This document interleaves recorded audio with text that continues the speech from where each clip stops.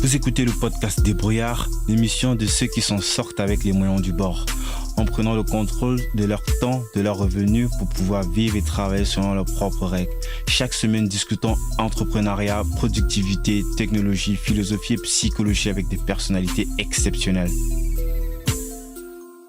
Pour ceux qui écoutent pour la première fois, si ce podcast est quelque chose qui vous plaît, alors je vous serais très reconnaissant d'en parler autour de vous rendre sur Apple Podcasts ou toute autre application de podcast de votre choix et me laisser une évaluation. C'est ce qui m'aide le plus. J'ai encore fait une très belle rencontre. Il s'agit de Morgane Février, qui est une entrepreneure consultante, coach. Elle a un podcast aussi et est passionnée de nouvelles technologies depuis toujours. Elle a travaillé quelques années pour un éditeur de contenu mobile, web et applications avec des clients médias tels que TF1, M6, Lagardère avant de se lancer en tant que consultante sur le web marketing. Tombée dans l'univers du mobile depuis 12 ans, elle n'est pas en reste sur l'expérience des métiers du web avec des créations de sites web déjà un peu avant les années 2000. Expérimentée SEO, SEA, SMO, ainsi que sur les stratégies et la direction de projet. Ultra créative, elle monte sa première société Reshit en 2012. Elle crée une méthode MOB dédiée aux entrepreneurs en début 2013 et sa deuxième société Mars Game fin 2013. On parlera dans cet épisode de son enfance dans plusieurs villes différentes avec un père militaire, de son parcours de cadre salarié à serial entrepreneur qui donne et crée de grosses conférences telles que Entreprendre au féminin et WIT. Elle nous parlera aussi des avantages du format podcast et son impact sur des personnes qui ont des problèmes de prise de parole en public. Sur ce, je vous propose d'écouter ma conversation avec Morgane. Bonjour Morgane et bienvenue sur le podcast. Bonjour Guy. Bonjour à tous. Je suis très très content et honoré de te recevoir ici. Quand j'ai dit à mes proches qui s'intéressent un petit peu au web que je recevais à Morgane Février, et ils m'ont tous dit la dame de entreprendre au féminin et web entrepreneur D Yes. c'est une conférence au format tête. On va en parler probablement tout au long on va en parler dans l'épisode tout au long. Il fallait que je leur explique en fait que Morgane, c'est aussi une consultante, une formatrice, coach, podcasteuse. Je ne sais Yes. pas si ça se dit. Et c'est notamment par ce biais que j'ai entendu parler de toi et pour la première fois il y a quelques années. Donc, je suis curieux de savoir comment toi, est-ce que tu te présentes aujourd'hui lorsque tu rencontres quelqu'un pour la première fois? Alors, ça va dépendre de la personne à laquelle je m'adresse, bien sûr. Mais en gros, mon pitch, c'est que j'ai deux passions dans la vie, l'humain et la technologie. Et aujourd'hui, j'accompagne les entrepreneurs et les indépendants à obtenir un business qui leur ressemble vraiment, parce que c'est hyper important, et qui est rentable. Et je fais ça par le biais à la fois de programmes en ligne ou encore d'événements, d'ateliers, de workshops en présentiel, tout simplement.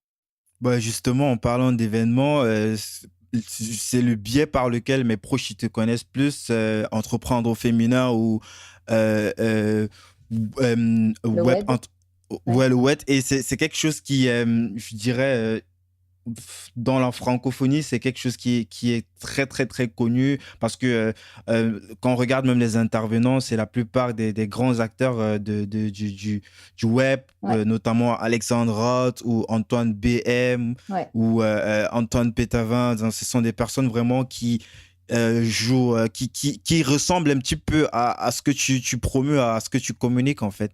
Et Yes. je me demande comment est-ce que tu as mis tout ça en place? Comment t'es venue déjà l'idée? Je sais qu'avant, tu faisais déjà des conférences, Oui. mais le fait de monter ta propre conférence comme ça, et comment est-ce que tu en arrives là? Alors, sur le web en particulier, donc là, c'était la 4e édition cette année. Mhm. Et Ouais. donc, j'ai eu l'idée en 2015 suite à... en fait, j'étais au Web to Connect. Je ne sais pas si tu connais cet événement de Jeff. C'est un événement qui est, lui, il a 13 ans, hein, le truc. Hein, c'est Wow. c'est encore plus vieux que le Web. Le Web to Connect, il y a eu une fois par an. Et en fait, j'étais à cet événement et je trouvais que c'était fort intéressant. Hein, mais si tu veux, c'était en format conférence. Donc, c'était 2 jours, format conférence 45-50 minutes, avec beaucoup d'informations, mais beaucoup de slides, beaucoup. Enfin, pour moi, c'est trop en fait, en vrai. Parce que bon, on y viendra peut-être après, mais moi j'ai un cerveau qui est pas comme comme tout le monde, on va dire. Et je peux pas être en mode école, Pendant 2 cours jours. magistraux. Non, c'est pas possible. Je peux pas. Et là, il y a eu une intervention de Ty Chris, qui est champion de roller. Je sais pas si tu vois qui c'est. Non, Il pas avait vraiment. fait notamment super chaud le plus gros saut à la Tour Eiffel. Tu rechercheras. Bon, bref, peut-être que Ouais, son on va cours. mettre les liens en description. En gros, c'est un sportif de haut niveau. Et il raconte en fait, il arrive et je me dis, mais que ici quoi, tu vois. Je me dis, ça y Ouais. est, Jeff, il a mis une vedette pour faire venir des gens. Enfin, j'avais vraiment en mode super a priori, en mode, tu sais, Ouais, un je peu vois. langue de vipère, quoi. Mais qu'est-ce qu'il fait là et tout. Et en vrai, ça a été la meilleure conférence de ces 2 jours. C'était un truc de dingue. Et en fait, je me Qu'est-ce qu'il suis y dit, avait de mais si qu'est-ce qui s'est particulier? passé? Qu'est-ce qui s'est passé? Mais c'est ça, mais je me suis posé la question. Et en fait, c'était le storytelling. C'était le gars, il nous a embarqués dans son histoire.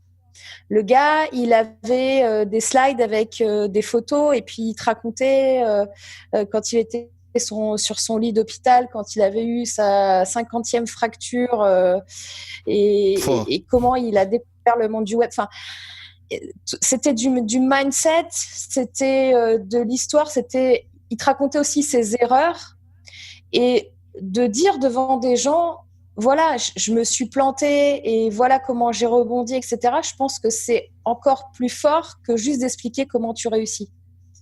Et c'est vrai que particulièrement en France, on a du mal avec l'échec.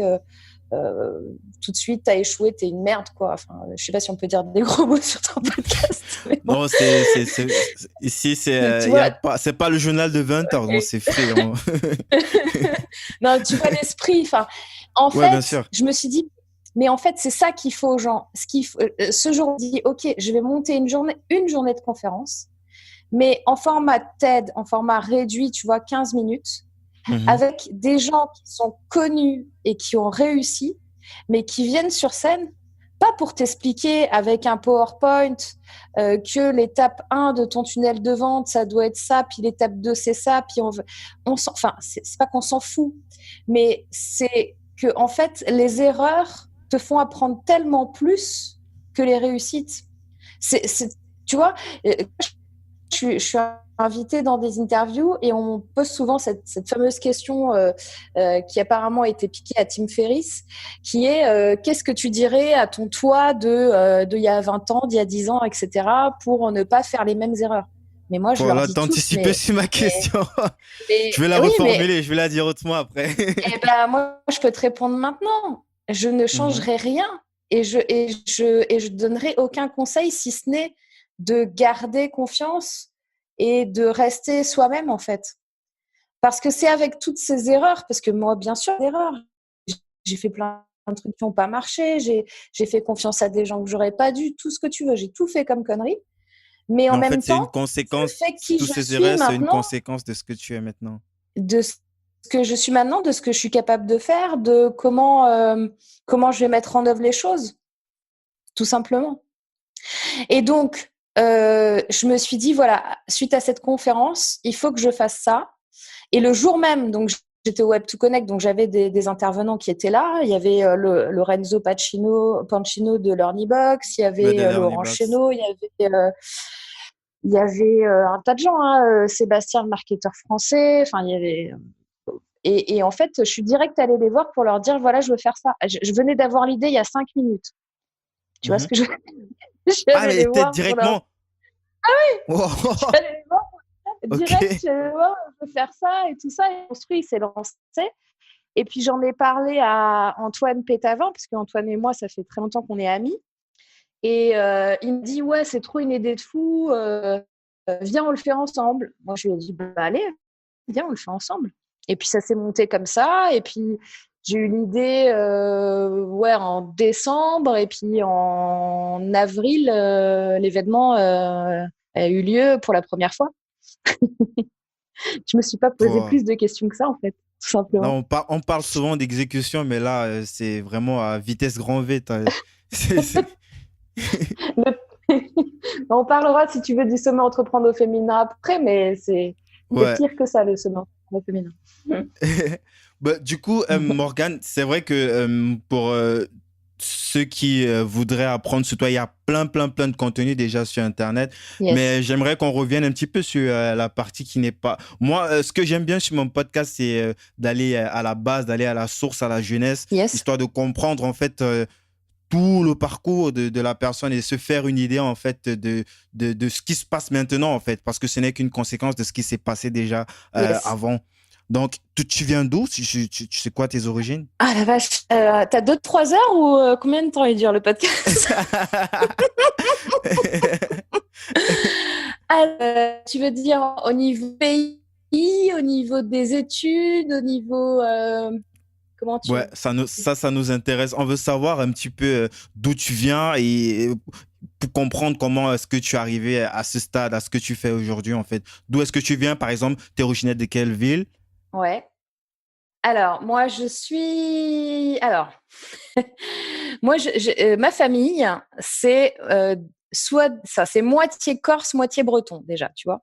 Déjà, Pouah, le t'as mélange. l'ambiance. C'est c'est le feu et l'eau. Là. T'as l'ambiance.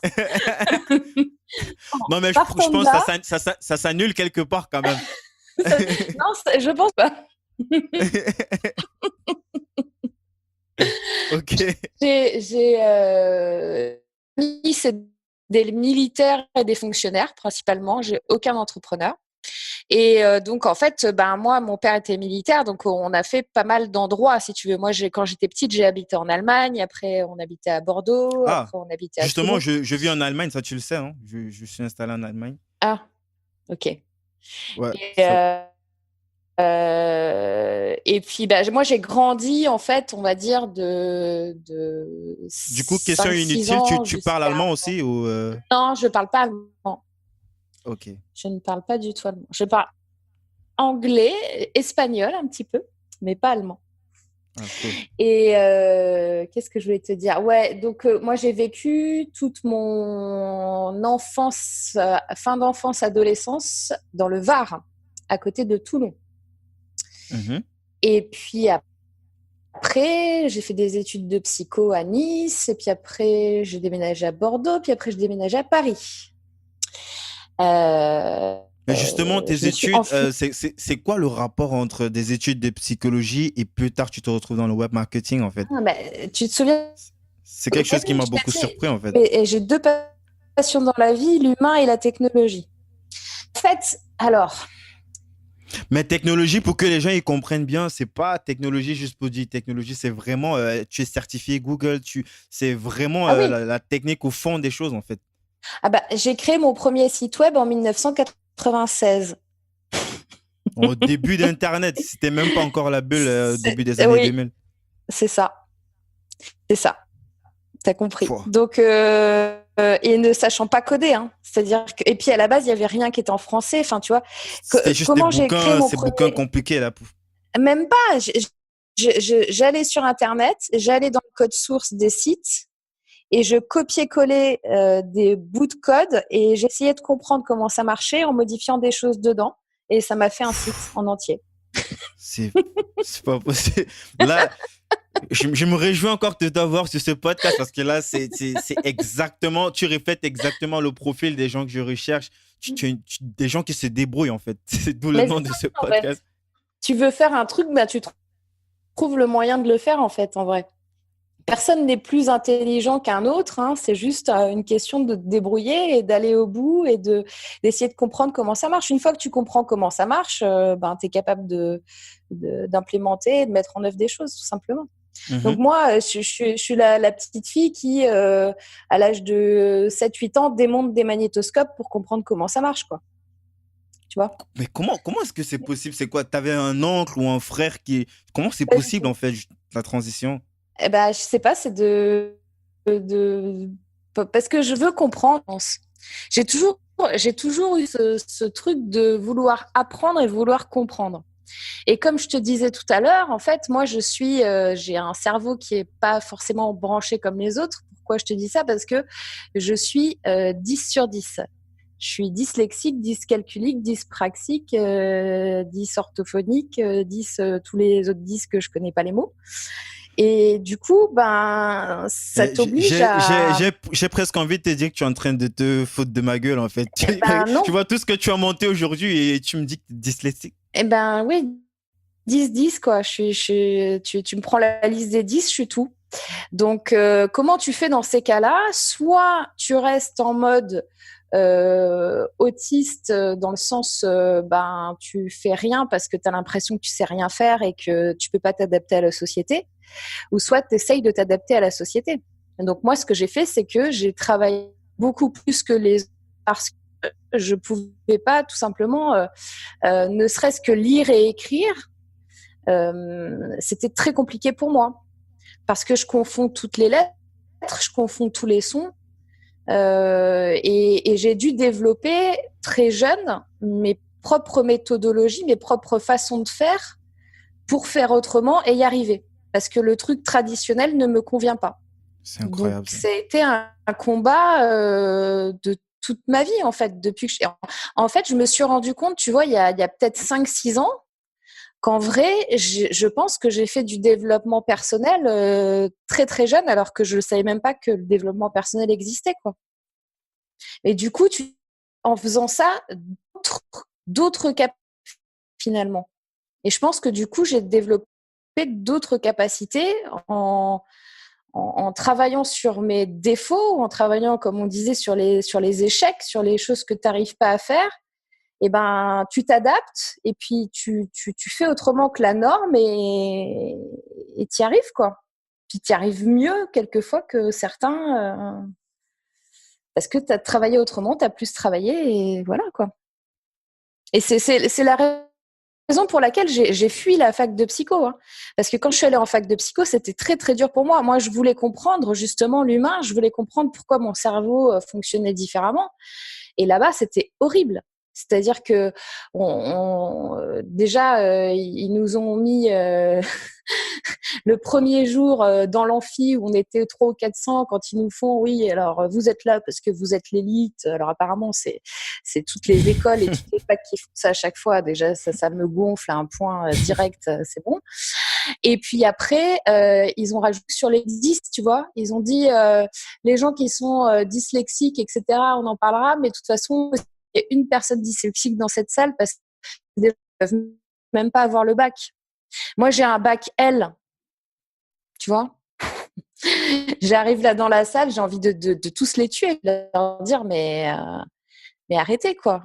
Enfin, on est en psycho pour aider les gens, pour comprendre l'humain et pas pour les rabaisser.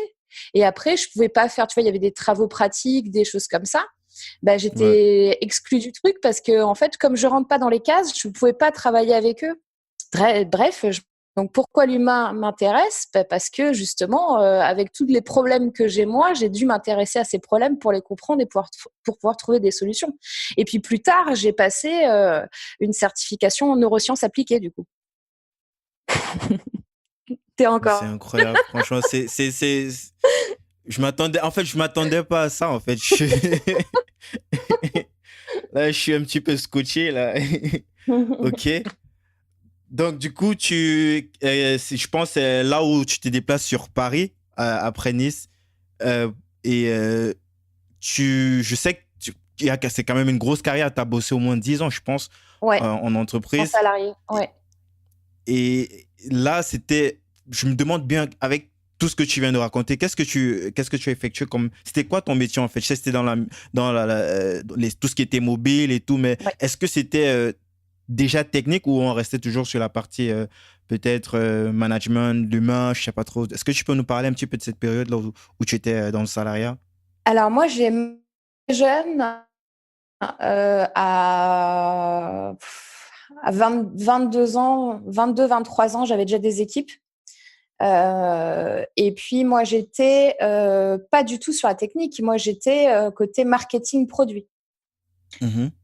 Donc, conception, gestion des communautés à l'époque déjà. J'ai participé à l'animation de la première chaîne de télé interactive en France qui s'appelait Live One.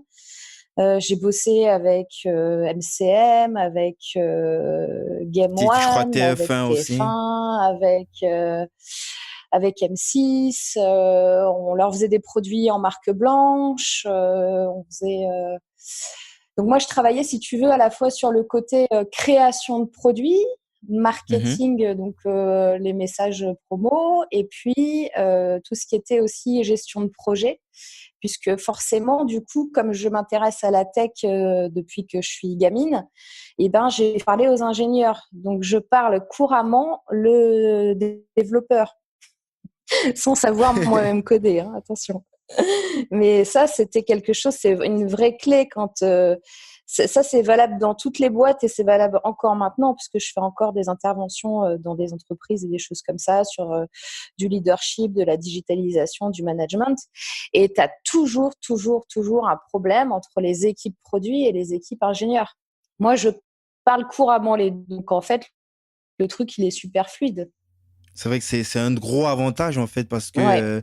niveau communication, parfois il y a certains termes un petit peu. T'es pas forcément obligé de connaître coder, mais il y a une base en fait que si tu n'as pas, c'est un petit peu compliqué de passer du produit, de faire la transition entre l'équipe produit et l'équipe conception ou ceux du design par exemple. Yes.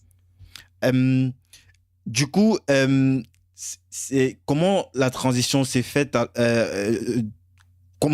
il y avait déjà des idées comme ça, c'est cet instinct de vouloir bosser à ton propre compte, de faire les choses par toi-même, ou comment ça s'est fait après la neuvième année? Alors, le truc qui s'est passé, c'est que moi, en fait, j'ai eu mes enfants assez jeunes. Pour te donner une idée, cette année, mon fils va avoir 19 ans et ma fille a eu 15 ans. Donc, tu vois, c'est comme, étant donné que, tu vois, je suis très jeune, What? ils Euh, sont grands, oui. Excuse-moi, je sais que ça Et se fait pas, mais est-ce que je peux me permettre de te demander ton âge? Parce que moi, je te donnerais peut-être 35 ans et puis là, tu me dis que tu as un fils qui a 19 ans et... eh oui, eh oui. Mais alors, officiellement, je dis toujours que j'ai 28 ans. Mais là, comme mon fils a 19, ça commence à faire plus très crédible. Mais en fait, je suis née en 1979. Voilà. Excuse-moi. Qu'est-ce que tu... C'est quoi tes secrets? Ça peut aider d'autres personnes. Comment tu fais? Parce que tu as le visage d'une petite gamine. Excuse-moi de te dire ça, mais... Ah, mais ça me flatte énormément. Tu vois, c'est pour mes 28. Et je fais mes 28 ans, t'as vu? C'est cool. Bah, secret, je sais pas, c'est d'être dans la bonne humeur, d'être. J'ai pas de super secret de crème ou de machin. Donc, non, c'est Ouais, d'aborder c'est la vie. vraiment, vraiment incroyable, quoi. Ce podcast, ça part... Ok, d'accord.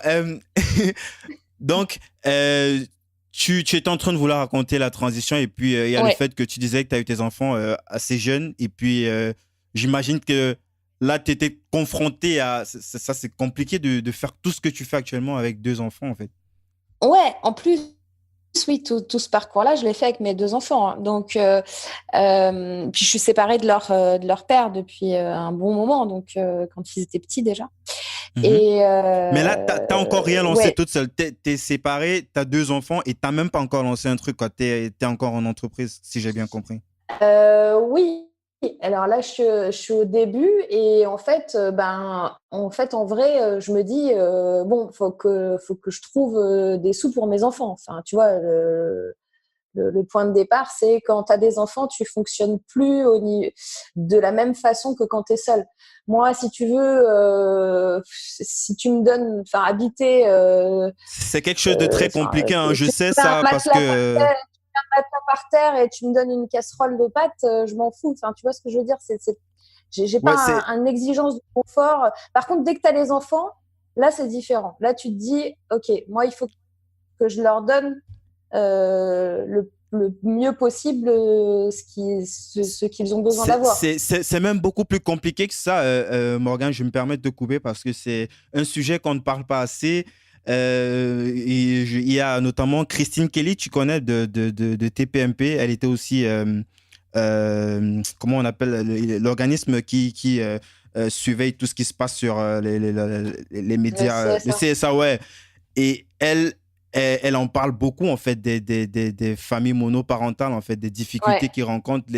Ce sont les gens, ils font partie des plus pauvres de France et elle essaie un petit peu de mettre ces gens en avant, de montrer un petit peu Mmh. les difficultés qu'ils rencontrent. C'est vrai que Mmh. toi, de ton côté, grâce à l'entrepreneuriat, tu as pu tu as pu t'en sortir comme c'est le cas aujourd'hui, mais pour la plupart de ces familles-là, c'est quelque chose de très, très, très compliqué qu'on ne parle pas assez. Mmh. Et c'est bien qu'on peut aussi faire un petit clin d'œil comme ça, vite fait, même si ce n'est pas le thème de ce podcast, quoi. Ouais, complètement. Et en fait, bah, faut s'accrocher et à un moment donné, ça paye. Donc moi, au début, ben voilà, mon objectif, c'était pas de me dire, je me mets en entrepreneur avec les enfants petits et tout. Là, Tu n'avais pas le choix, voilà, en fait. c'était Tu en n'avais pas le recherche. choix.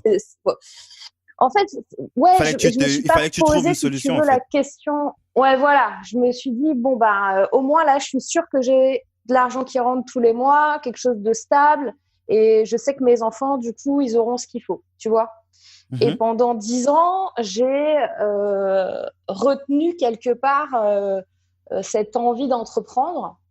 Pourquoi je te dis retenu? Parce que sur le coup, en fait, moi, j'avance, tu vois, je me pose pas la question. Je me dis pas chaque jour, oh, ça m'embête d'aller au boulot, je voudrais être entrepreneur. Je me dis jamais ça, tu vois. Mhm. J'avance, Yes. bam, j'avance, je me pose pas de questions.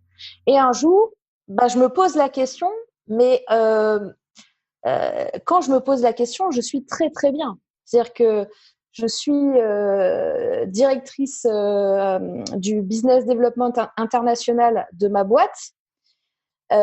J'ai un excellent salaire. Les gens me laissent tranquille, me mettent une paix royale parce qu'ils savent comment je travaille. J'ai le respect des gens. Enfin, j'ai tout. D'accord? J'ai un poste nickel. Et tout va bien. Tout va bien. Et là, je me dis, OK, c'est quoi mon sens? Qu'est-ce que je fais dans 10 ans? Qu'est-ce que je fous là, en fait? D'un coup, je me dis, qu'est-ce que je fous là? Arrivé à la trentaine, hein, tu vois, c'est peut-être la crise de la trentaine. Tu dis, qu'est-ce que je fous là? Et j'ai pas eu la réponse. Et je me voyais pas, tu vois, je me voyais pas encore au COMEX et tout ça, aux grosses réunions de machin, d'un tel. Non, je m'en foutais de tout ça, tu vois. Et là, je me suis dit, OK, les enfants commencent à être un peu plus grands, parce quand ils sont tout petits, c'est chaud, hein. Ouais, c'est compliqué. Ils commencent à être un peu plus grands. Bon, ben, allez, je me lance, je crée ma boîte, quoi. Je me casse, tout va bien, je crée ma boîte. C'est ça que je me suis dit, tu vois. Mhm.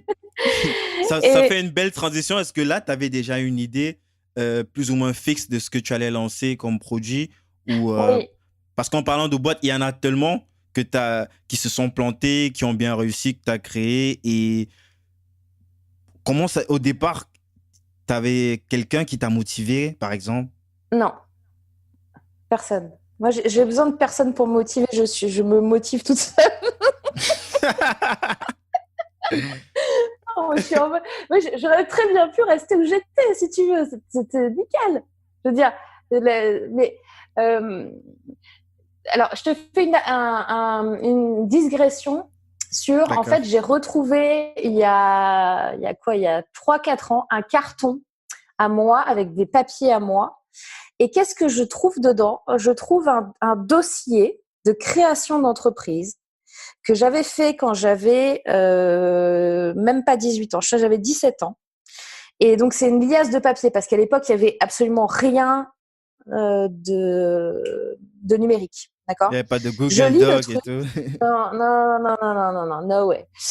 Je lis le truc et qu'est-ce que je lis?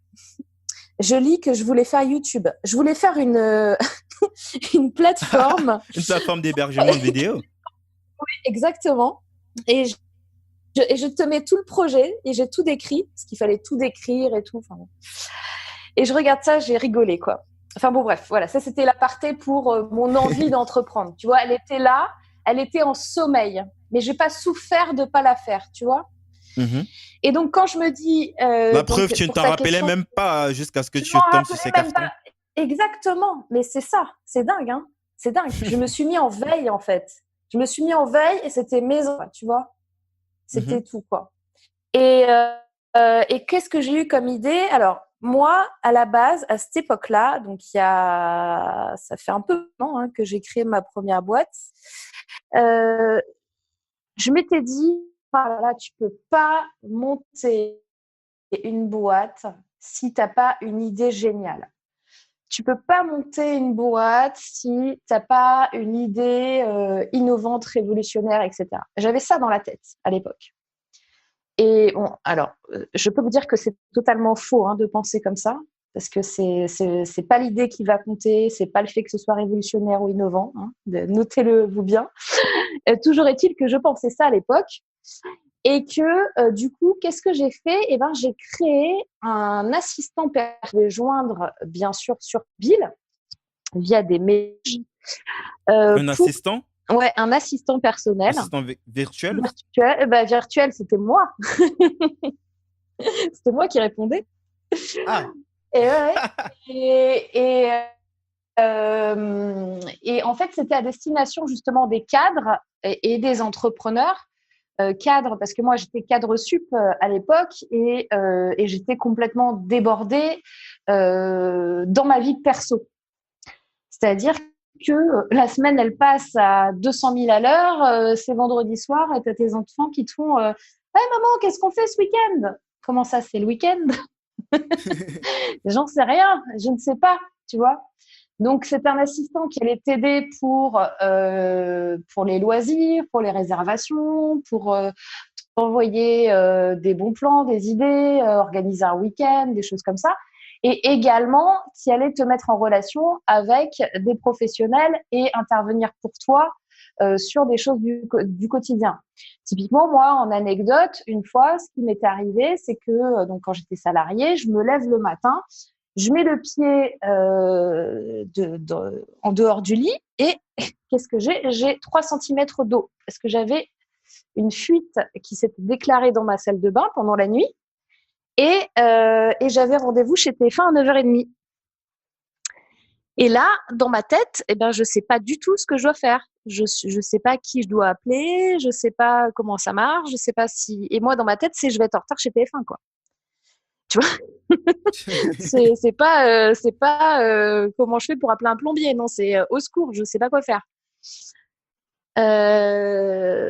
Donc du coup, bah, j'ai créé ça pour justement aider les cadres, les entrepreneurs débordés à la fois à gérer la partie de vie perso qu'ils n'ont pas le temps de gérer. Et ça a plutôt bien marché. Donc c'était une base un abonnement mensuel. Et puis, tu avais une interaction avec moi. Donc, c'était par message. Donc, tu n'avais même pas besoin de prendre ton téléphone pour appeler, quoi. T'envoyais, bah, tiens, j'ai besoin d'une nounou pour demain soir et je te l'ai trouvée. Tu vois, truc, comment ça s'appelait? ça s'appelait Wishes, les souhaits. Et c'est encore le nom de ma société actuelle, mais il y a un jeu de mots que Ah, ok, je personne ne comprenais comprend, pas. Je enfin disais, que quelqu'un comprenne. mais parce que Ouais. moi, je me disais, mais Wishes, c'est plutôt la plateforme avec laquelle tu fais du consulting et aussi Ouais, c'est ma première boîte. J'avais le même nom de boîte que de marque, si tu veux, parce que tu peux avoir des noms différents. Donc, ma marque, c'était Wishes. Mais du coup, tu as Et dissolu cette j'ai gardé cette prestation? boîte. Bah, du coup, j'ai fermé. Alors, qu'est-ce qui s'est passé? Donc, tu as encore 2-3 heures? Alors, en fait, ce qui s'est passé, c'est que, bon, moi, comme tu le sais, je suis un petit peu spéciale et si tu me mets toute seule sur une île déserte avec un ordinateur, c'est OK pour moi. C'est-à-dire que je peux ne pas voir les gens, tu vois. Je peux être en mode autiste, vraiment. Et donc, quand j'ai créé ma boîte, OK, ben, je me retrouve sans personne. C'est-à-dire que moi, j'avais l'habitude aussi d'être très entourée, d'avoir des gens à manager, etc. Donc là, tu arrives et tu es tout seul. Et je me suis dit, si jamais je me mets à bosser de la maison, eh ben, je vais me fermer complètement de l'extérieur. Parce que c'est ma façon de faire, tu vois. Je peux rester sans parler à personne pendant X temps. Enfin, tu vois, c'est OK pour moi, il n'y a aucun problème. Donc, je me suis dit, bon, bah, je vais prendre tout de suite, dès le jour où je suis plus à mon boulot de salarié, je vais prendre tout de suite un bureau dans un cowork, tout simplement, pour voir des gens, pour qu'il y ait une interaction, etc. Et du coup, eh ben, tout de suite, en 2012, je suis allée dans des coworking et ben, j'ai rencontré des gens et ils ont vu comment je bossais. Donc, les boîtes qui étaient là ont commencé à me demander « Ouais, Morgane, est-ce que tu sais faire un site ? Oui. Est-ce que tu sais faire une appli ? Oui.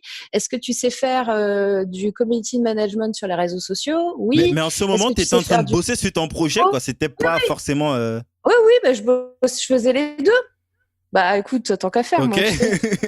Faire Ok. un truc, c'est tellement Why not? ennuyant de faire une chose. Ouais. Faut se rajouter encore. Et donc, en fait, non, mais puis ça me faisait plaisir, tu vois. Du coup, ça me faisait aussi travailler avec d'autres boîtes. Mhm. Et donc, j'ai commencé à faire du consulting. Et puis après, on m'a demandé, ah, est-ce que tu sais faire de la formation ? Ouais, alors est-ce que tu peux venir former mes gars là sur les réseaux sociaux ? Ouais, ok. Et en fait, bah, de fil en aiguille, bah, je me suis retrouvée avec la loi de Pareto 80-20. Donc, je faisais 80% de boulot sur mon projet d'assistant pour 20% de chiffre d'affaires et 20% de boulot sur le consulting formation pour 80% de chiffre d'affaires. Et à un Le moment choix était donné, moi, je évident. suis assez tranchante et j'ai dit, bon, bah, ok, je ferme l'assistant. Donc, j'ai Ouais. annulé l'intégralité de tous les abonnements des gens qui avaient pris chez moi. Et puis, je suis partie en mission consulting, formation. Et puis, on m'a Juridiquement, rajouté du coaching. c'était OK ou Ben, c'était non, non, pas c'est OK compliqué? parce que, de toute façon, j'ai un code NAF qui est service, je sais plus ce que c'est, conseil et services aux entreprises, un truc comme ça. Ah, Donc, OK. ça n'a rien changé en vrai. Ça n'a rien changé. Donc, j'ai gardé ma boîte chez et tout est toujours bon. Et du coup, OK. on m'a aussi demandé du coaching. Alors, évidemment, je dis bon, bah, OK. Alors, après, ça se passait très bien. Donc, imagine-toi que moi, j'ai créé mes propres méthodes pour le coaching. Donc, moi, c'était à base parce que j'ai fait 15 ans de théâtre aussi. Donc, c'était à base d'impro. En plus de tout ce que tu faisais déjà. Ouais, c'est ça. J'ai fait 15 ans de tennis aussi, à un certain niveau. Enfin bon, bref. Tu vois, je t'avais dit, si tu avais 2-3 heures, là, j'ai fait faire un résumé. Ouais, c'est incroyable. Euh, et du coup, bah, le coaching, j'ai commencé aussi à faire le coaching. Et là, je me suis dit, aïe, aïe, aïe, mais est-ce que vraiment je suis légitime? Parce que bon, j'ai pas de certification de coach, on peut pas s'improviser Syndrome de coach comme ça. l'imposteur. Alors, bah oui, ça, c'est clair. Et donc, je me suis dit, bon, bah, je vais aller regarder les écoles de coaching. Et là, j'ai regardé et j'ai fait, oh mon Dieu, quelle horreur. Je ne veux pas retourner à l'école. Je lisais les programmes et tout qui avaient l'air très intéressants, si tu veux. Et c'était tellement, tellement scolaire, tellement un truc où je me suis dit, c'est pas la peine. Moi, je suis quelqu'un qui choisit, en fait. C'est-à-dire que je vais jamais faire un truc si j'ai pas envie de le faire. Et quand je dis, là, par exemple, tu vois, l'interview qu'on fait ensemble, ça me fait très plaisir de le faire. Sinon, je le ferais pas. Sinon, je Ouais, t'aurais bien dit sûr. non, désolé, je suis pas disponible. Mais voilà, je me force pas à En faire les plus, je choses. Donc précise, hein, là, tu m'as dit oui tout de suite, et ça fait quoi? Ça doit faire 2 ou 3 mois, je sais plus, que je t'ai ouais, demandé ça. Tu m'as calé une date et tu m'as dit ouais, j'adore les gens qui se lancent, qui passent à l'action. On se yes, book une date et yes. puis là, on est en train de le faire. Donc, merci encore pour ta disponibilité. De rien, de rien. Ouais, donc du coup, il a fallu que je trouve, tu vois, une école où je me sente bien et où j'ai pas l'impression de retourner à l'école. Donc du coup, j'ai trouvé, donc j'ai fait l'Institut des neurosciences appliquées. Et du coup, ben, j'ai eu ma certification de coach en neurosciences appliquées. Et après, ben, j'ai continué. Et puis voilà. Puis parallèlement à ça, pendant ce temps-là, je montais d'autres boîtes aussi. Tu vois, j'ai créé Ouais, tu plusieurs continues boîtes. du consulting et tout. Alors consulting, plus des nouvelles boîtes. J'ai monté, par exemple, une boîte de paris en ligne sur la météo. J'ai monté une application de restaurant géolocalisée Ouais, pour partager ses c'était bons plans Guy, avec je tes pense. amis. Guy, ouais. Guy, ouais, justement, j'ai entendu, tu en parlais justement dans l'interview avec Stan Ouais. et je me demandais où est-ce que cette application existe toujours parce que j'ai essayé de checker un petit peu le site et tout. Non, l'application n'existe plus. En fait, mon associé à la base, il a eu un problème personnel. Je ne peux pas le développer ici, mais Mhm. du coup, on a été obligé d'arrêter le projet. Mais parce que Dommage, sinon, il aurait ça fallu avait que je. vraiment l'air prometteur. En plus, Ouais, il y avait ouais, des mais investisseurs qui étaient prêts à mettre de l'argent. Pourtant, yes, c'était même pas encore prêt, c'était pas encore ouais, développé et tout. tout à fait. Mais tu vois, c'est ok pour moi dans le sens, bah. On a fait, on est allé à un certain niveau et puis après, ben, Il y avait si des tu choses veux, à apprendre de toutes les j'aurais dû, façons. voilà, j'aurais pu le continuer, lever des fonds, tout ce que tu veux, mais là, ça voulait dire que j'étais toute seule et j'avais pas forcément envie de faire une aventure comme ça toute seule en fait. Mhm. Et surtout sans l'associé qui lui avait eu l'idée. Enfin, tu vois, c'était. Ouais, il a insufflé l'idée et puis ce qui était intéressant, c'était que vous deux, vous meniez Ouais, cette aventure ensemble, quoi. c'est ça qui était intéressant pour moi. Voilà. Mm. Comme je t'ai dit, je fais jamais les trucs si j'ai pas envie de les faire. Et là, tu peux me mettre une mallette avec des sous sur la table, je m'en fous en fait, tu vois. Donc ça va paraître tellement dingue pour plein de gens, mais non, je Ouais, mais ferai pas les ça choses fait parce sens. que je Avec tout ce sais que que. tu racontes là, ça fait Ouais. complètement sens. Je pense pas que ça va surprendre les gens avec tout ce que tu as déjà eu à raconter jusqu'à maintenant. Yes. Ok. Morgane, je pense que je vais aussi faire une discrétion parce que c'est quelque Vas-y. chose qui m'intéresse, le format podcast. Et toi, tu fais partie des t'es parmi les premiers francophones à faire des podcasts quand même parce que tes podcasts, ça date de 2004, 2015, 2014, je sais plus. 2014, ouais. Mhm. Et c'est un format moi, je dirais que c'est principalement ce format qui m'a permis, moi, de me lancer. Mhm. C'est quelque chose que je trouve on va en profondeur des choses. C'est pas à toi que je vais expliquer. Tu sais ce que c'est. Pendant que tu fais deux, trois trucs, quand tu fais la vaisselle, je sais pas, tu te mets ton casque et puis tu peux apprendre des choses Mhm. sur 2, 3 mois. Tu peux voir déjà une grosse différence, ne serait-ce que niveau culture. Mhm. Bon, moi, j'écoute plus des podcasts genre tech et tout, genre du Patrick Béjart, Rendez-vous Tech. Donc, Mhm. en écoutant pendant quelques semaines, il y a déjà, il y a déjà tu peux déjà avoir une très, très grosse évolution. Et toi, tu le faisais déjà depuis très longtemps. Et je pense que par ce biais, tu as aussi pu avoir aussi, soit faire plein de collaborations ou bosser avec plein d'entreprises juste par ce format où, où tu pouvais démontrer en fait euh, tes compétences, Mhm. mais tout en partageant en fait du gratuit, quoi. Ouais, bien sûr. Ouais, complètement. C'est un super format. Comme tu dis, on est directement dans les oreilles de la personne. Et moi, j'en écoute beaucoup aussi hein, des podcasts. Hein, comme tu dis, hein, dès qu'on fait la vaisselle, du repassage, du transport. Enfin, dès que Moi, c'est des j'écoute même moments, en peu de fait. musique, hein. Dès que j'ai un petit Ouais, peu de temps, ouais, je me mets, ouais. je m'écoute un podcast et ça devient addictif en fait. Hmm. Parfois, quand la journée passe et que j'ai pas écouté quelque chose, je me sens comme un drogué en fait. Je sens qu'il y a un manque, il y a quelque chose qui manque en fait. Hmm. Donc, je voulais rappeler ça. Il dit que tu as ton podcast qui existe depuis 2015 et où tu fais aussi des interviews, plein d'interviews. Je crois le dernier, il y a, je m'excuse, j'ai oublié son Joanne nom. Yanting. Joanne, ouais. Très, très Hmm. intéressant. Je l'ai écouté, que je vais mettre aussi le lien en description pour ceux qui s'intéressent. Et si on revient un petit peu sur l'autre conférence, en fait, Entreprendre au féminin, qui est quelque chose que je Yes. trouve aussi de très, très pertinent, qui met en avant, en fait, une, une caste d'entrepreneurs. Ouais, ça commence à être de plus en plus à la mode, mais avant, c'était pas aussi si évident en tant Yes. qu'entrepreneur femme. Je sais pas si on dit entrepreneuse ou entrepreneur femme.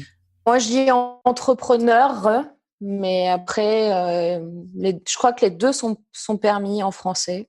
Mais... Ok. Est-ce que tu peux nous parler un petit peu de cette conférence, comment la connexion s'est faite, l'idée Hmm. je- moi, je connaissais pas avant, hein, même si je te connaissais toi, mais je connaissais, c'est parce que j'avais eu à participer à un séminaire avec oh, j'ai oublié comment elle s'appelle. Oh, Graines de Sablier, c'est comme ça s'appelle sa page. Peut-être tu vois de qui je parle. Non. Oh, elle va me tuer si elle constate que j'ai oublié son nom. Ça fait longtemps, c'est plus vieux. De toutes les façons, c'est par son biais que j'ai entendu parler de cette conférence. Et après, je suis tombé, puis je vois, ah, Morgane Février, c'est elle qui l'organise aussi. Et puis, mais elle fait tout, quoi. Est-ce que tu peux nous parler un petit peu de cette conférence?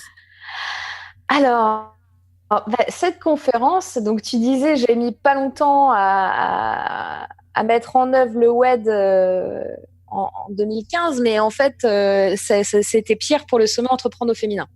Entreprendre au féminin, en fait, je me suis levée un matin et je me suis dit, ah, mais en fait, il faut que je fasse un sommet pour les femmes. Et c'est tout. Et en fait, j'ai branché mon ordinateur. Il n'y avait pas un J'ai truc avant, t'as pas vécu quelque chose, je sais pas, t'étais pas à une conférence, par exemple, où quelqu'un t'a parlé. Il n'y avait pas un truc avant ça? Bah, Notre en histoire? fait, non, pas vraiment. Alors, moi, j'avais déjà créé quelques mois avant, j'ai un programme qui s'appelle Superwoman. J'ai un groupe qui s'appelle le Cercle des femmes entrepreneurs. Mhm. Enfin, tu vois, je commençais déjà à m'occuper un petit peu justement du fait d'entreprendre au féminin.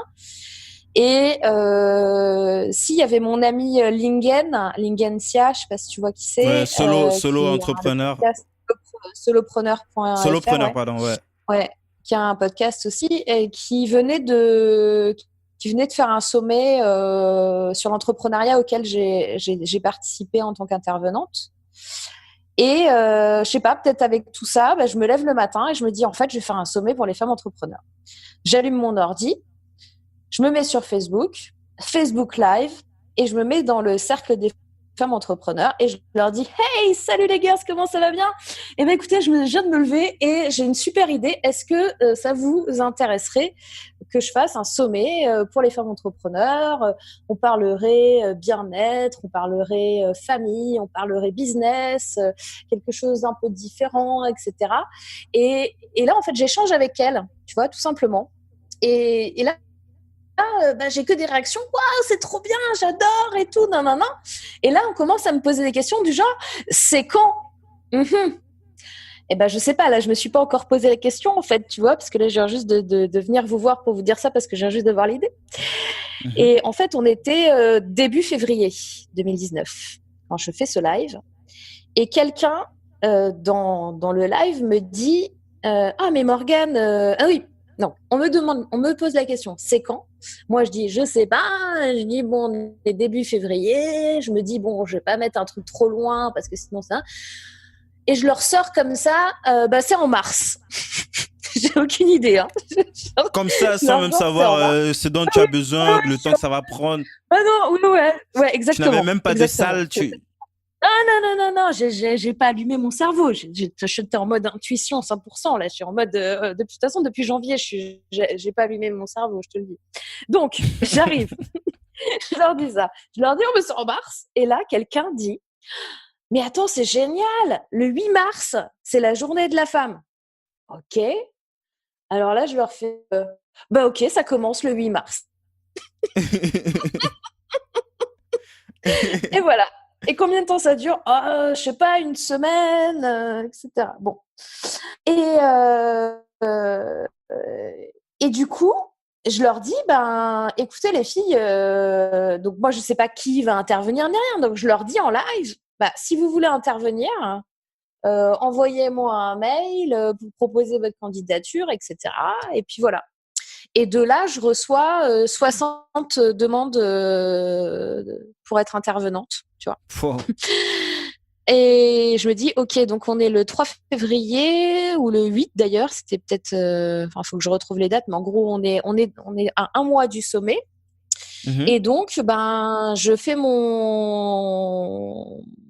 ma sélection des intervenantes et puis je commence à regarder les dates et puis je me dis bon allez je vais faire une semaine, allez je vais faire 2 conférences par jour, ça en fait 14. Après je dis ah ouais mais non mais elle est bien, elle est bien. Après je dis ok bon bah alors finalement alors ça fait 28. Donc comment je fais rentrer ça? Et ben je fais 9 jours et 3 conférences par jour et ça fera 27 et c'est parti. Donc finalement je me suis retrouvée à faire un planning sur 9 jours au lieu d'une semaine, avec 3 conférences par jour au lieu de 2, et avec 3 semaines pour monter tout ça. Et je l'ai fait. Donc, Attends, je suis obligé de te couper. Il y a toujours le consulting et tous les trucs que je suis en train de faire à côté. ah bah oui, là, entre-temps, j'ai donc des formations présentielles avec des dates fixes que je ne peux Mais pas comment tu fais bouger. tout ça? J'ai des coachings, eh ben, je fais. J'ai les C'est incroyable. enfants. C'est incroyable ça. En plus. Ah voilà, j'ai retrouvé le nom. Elle s'appelle Cindy Seka. Tu Ah, dois Cindy forcément Seka, connaître. bien sûr que Ouais.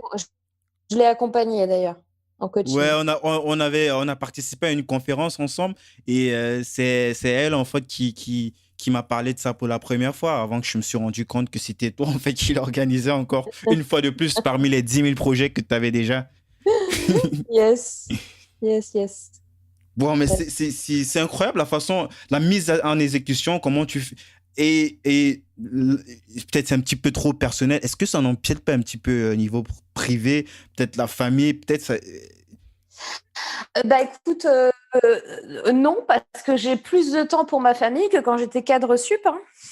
Concrètement, tu vois, quand il y a besoin que j'en ai un qui est malade, bah, je peux rester à la maison toute la journée avec lui, avec elle. Quand il y a besoin d'aller s'inscrire, d'aller chez le docteur, d'aller les chercher parce qu'ils se sont fait mal en sport, non, c'est beaucoup plus cool.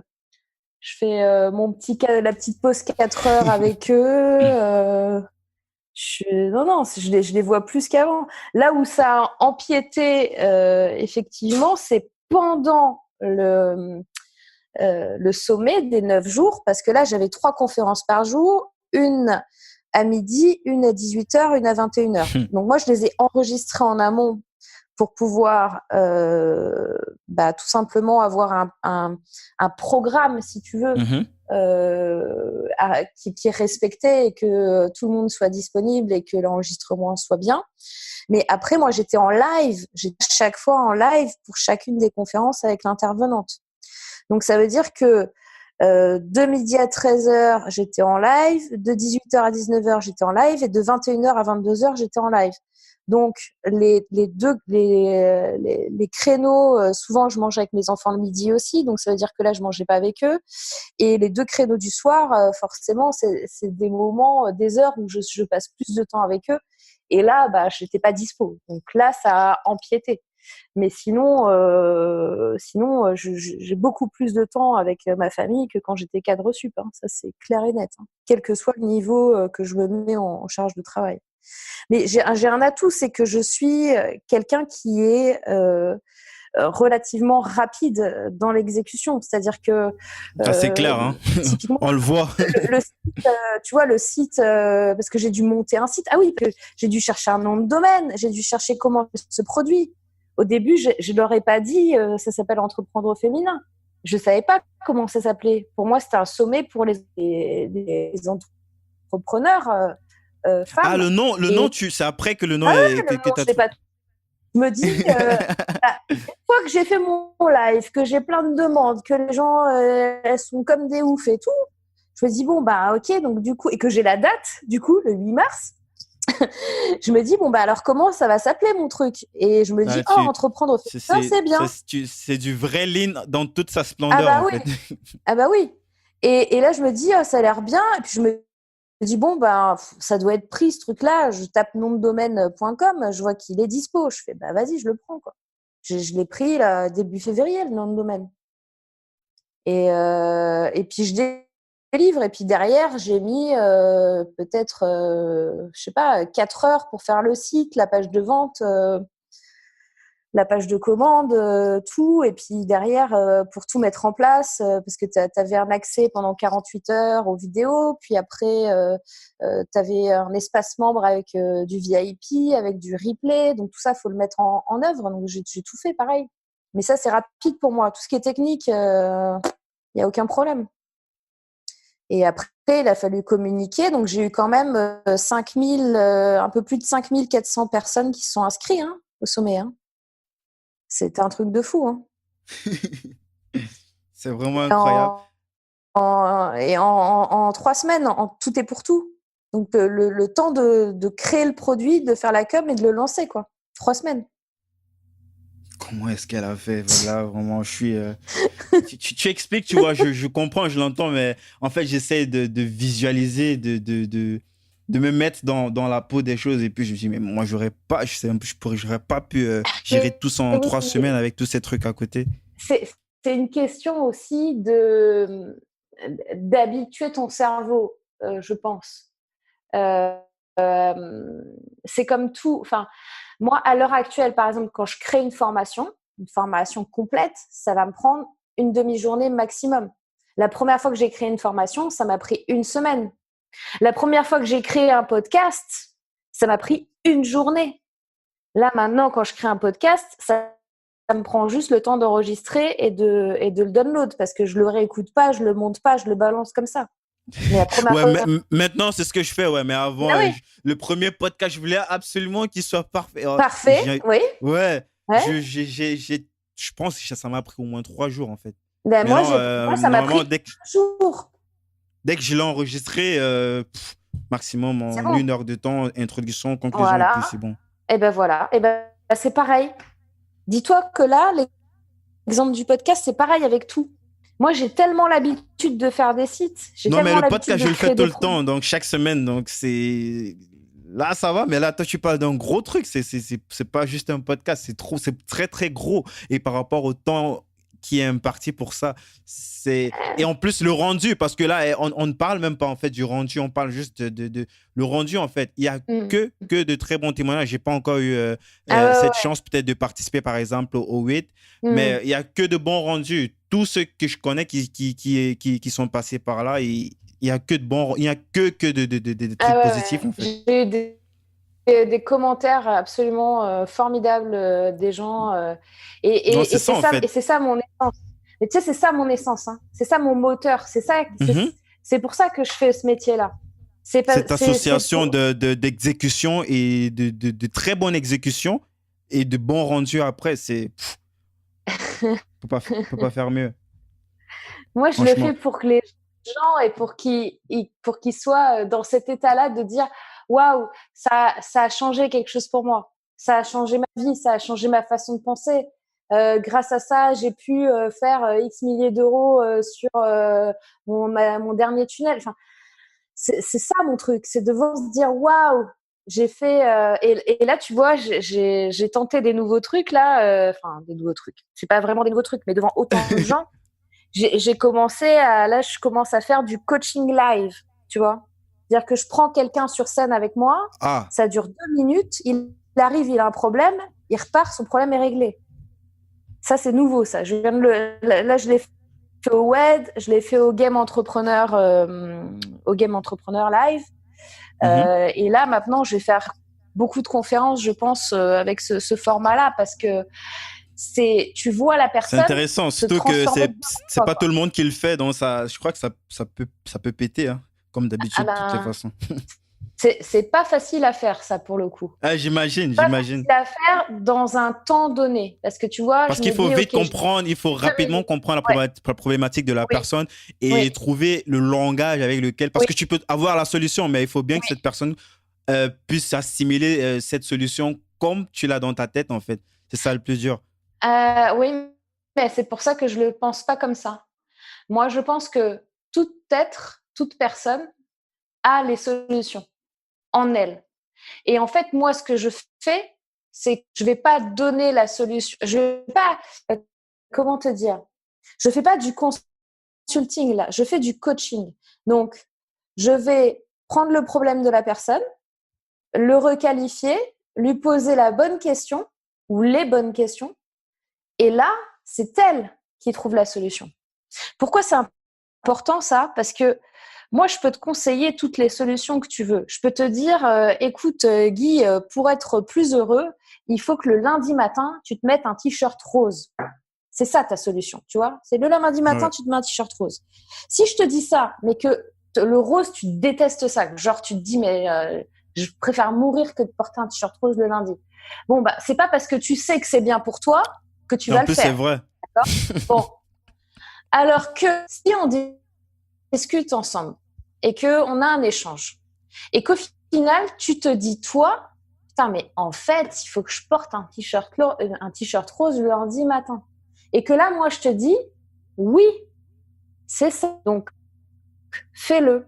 Tu le fais quand? Prochain lundi. OK. Et là, tu vas le faire parce que là, ça vient de toi. C'est ça toute la différence. C'est ça la différence entre du coaching et Mhm. du consulting. Je suis pas là pour te dire ce qui est bien. La, la, la, la meilleure personne pour savoir ce qui est bien pour toi et la personne qui a les réponses, c'est toi-même. Par contre, comment tu les trouves, ces réponses? En posant les bonnes questions.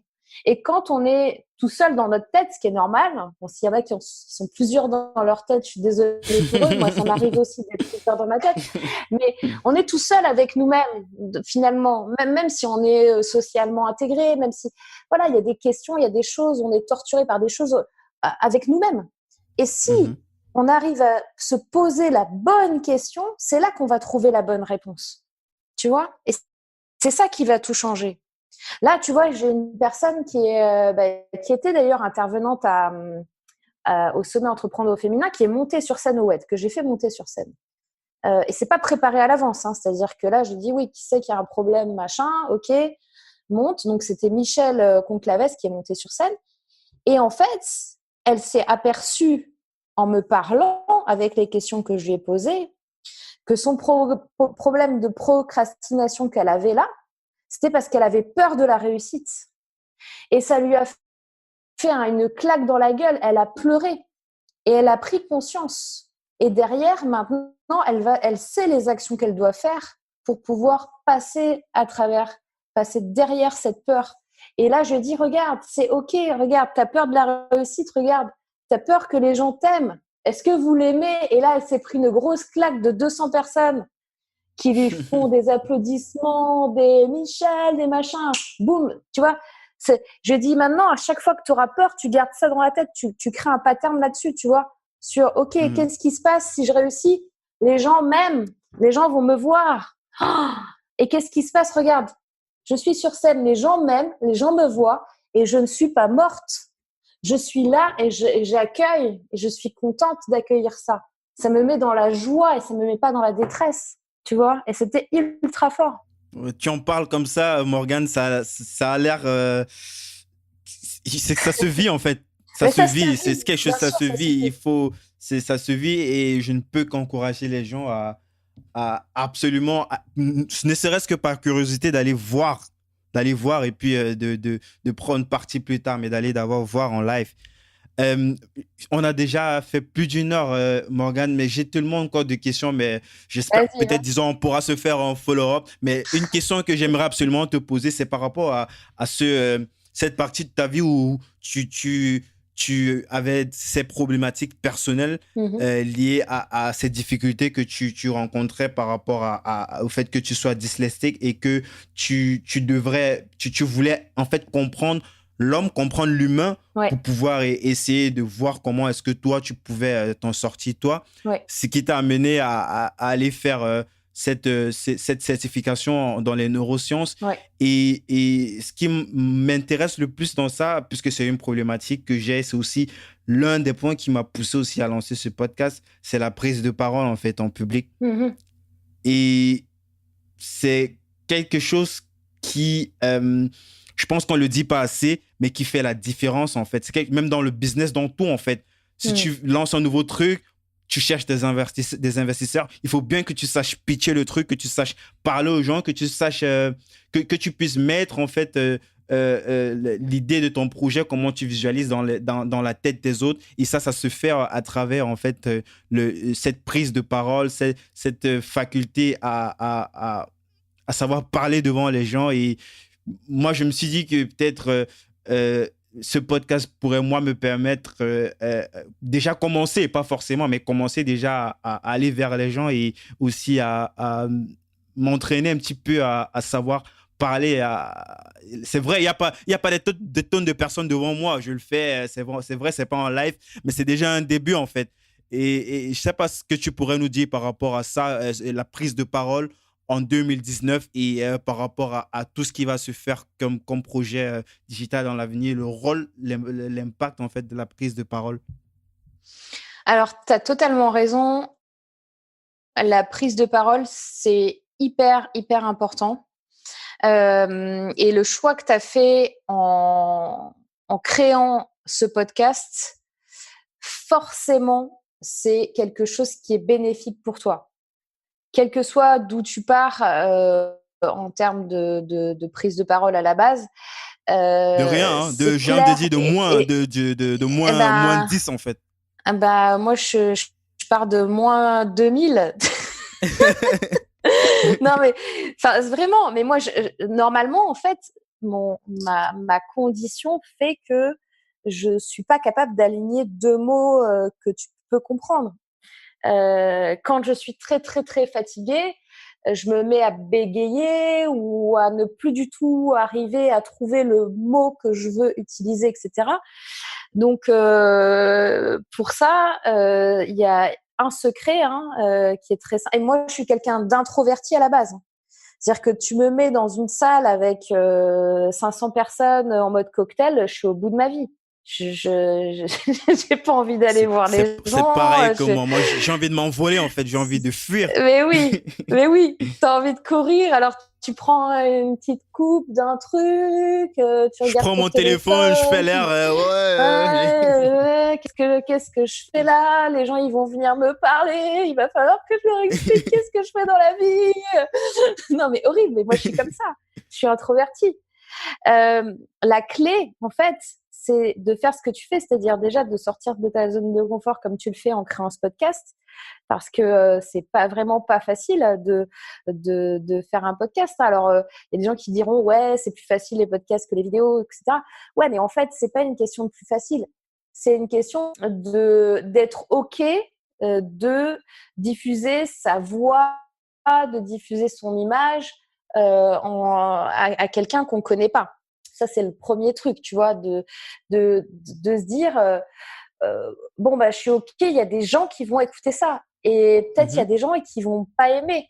Et Ouais, qui moi-même, vont j'aime critiquer. pas voir, qui vont critiquer et qui vont Je te être parle pas méchants. de mon premier podcast, c'était une grosse tannée. J'ai cru que j'allais mourir en fait. Ah oui, qu'est-ce Et qui s'est après, tu te passé? rends compte qu'en fait, tout le monde s'en fout, quoi. On Oui, s'en fout. c'est ça. Dès que le podcast, les gens s'en foutent, en fait. Quelques personnes l'ont écouté, mais ils s'en foutent, en fait. Parce que j'avais l'impression qu'il y avait tout le Oui, monde entier qui me regardait, qui allait oui, voir mon podcast, qui allait me oui. critiquer. Les gens, ils s'en foutent complètement, en fait. Royalement, j'ai envie de dire. Oui, Et puis là, lorsque tu sais qu'ils s'en foutent, en fait, c'est un début déjà, en fait. Là, il y a une grosse différence. Par exemple, au départ, quand j'ai commencé ce podcast, j'avais une liste de questions comme ça, une tonne de questions. Et là, maintenant, tout ce que je fais, quand j'ai quelqu'un que je vais recevoir, je fais naturellement des recherches, tu vois. J'ai plus ou moins une idée des grands points que je vais, dont j'ai envie de discuter avec la personne, mais je m'écris pas des questions, en fait. Je garde ces grands points dans ma tête et puis j'écoute beaucoup tout ce que la personne va dire et j'essaye de rebondir par rapport à ce que cette personne me donne, en fait. C'est de ça que je me nourris. Et en plus, je prends plus de plaisir comme ça par rapport au départ quand il fallait que j'écrive des questions, que je parle de tout ce que j'ai écrit comme question et là, le stress et puis je transpire et c'est c'est un petit Oui. peu ça, quoi. Mais tu sais pourquoi? Parce que la interview, c'est l'échange que tu vas avoir avec la personne. Donc, c'est exactement ce que tu es en train de faire. C'est-à-dire, on échange, tu es à l'écoute et tu vas rebondir sur ce que je dis. C'est bien plus intéressant d'écouter une interview où tu rebondis sur des points qu'on est en train d'aborder que tu es d'abord, plutôt que d'avoir d'abord une liste avec 20 questions où tu te dis putain, là ça fait 1 heure qu'on parle, j'ai mis que 6 questions sur les 25 que je voulais, du coup ça va être nul. Et, et si tu penses aux questions d'après, pendant que la personne répond, t'es pas assez attentif à la réponse de la personne et du coup tu peux pas bien poser ta question d'après. Donc ce que tu fais c'est très bien. Et moi ce que je pense c'est que la répétition est la clé. La répétition est la clé de tout. La répétition est la clé de la façon dont tu vas t'exprimer, que ce soit en conférence, en présentiel ou dans un podcast ou dans une vidéo. Tout le monde ne naît pas avec une caméra en face de lui, en étant naturel, en regardant un objectif. C'est impossible. Personne n'est à l'aise au départ. C'est une répétition de choses. Plus tu vas en faire et mieux tu vas être. Et la bonne nouvelle dans l'histoire, c'est que les personnes qui ont le plus de difficultés au départ, en général, en prise de parole ou face caméra ou pour s'exprimer, sont souvent des personnes qui sont introverties, qui sont des personnes aussi qui sont souvent très créatives, qui n'ont pas forcément envie qui sont humbles, qui n'ont pas forcément envie de se dire je vais me mettre en avant pour montrer ma science alors que en fait je suis personne et j'ai pas plus de science qu'un autre, etc. Tu vois et ben ces personnes-là, quand elles vont commencer à s'entraîner, à répéter, elles vont être meilleures que les gens qui ont plus de facilité à bien parler au départ. Parce que ça va être beaucoup plus intéressant. Parce que ce sera jamais superficiel. Parce qu'on garde ce côté deep en nous, tu vois, où moi, une conversation où on parle de la météo, clairement, moi, je m'en fous. Donc, ça va m'ennuyer. Donc, je vais pas rester en mode sourire. Ah oui, alors, t'as vu, là, il a fait hier, et puis, je m'en fous de cette conversation, je vais l'arrêter.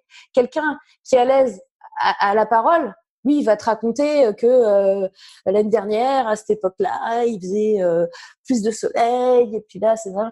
Non, on s'en fout, en fait. Il n'y a aucun intérêt à cette conversation. Nous, on va aller droit dans le deep, dans quelque chose de beaucoup plus profond, dans quelque chose qui va vraiment apporter quelque chose à l'autre. Donc, les gars, les filles qui écoutez ce podcast, ne lâchez rien.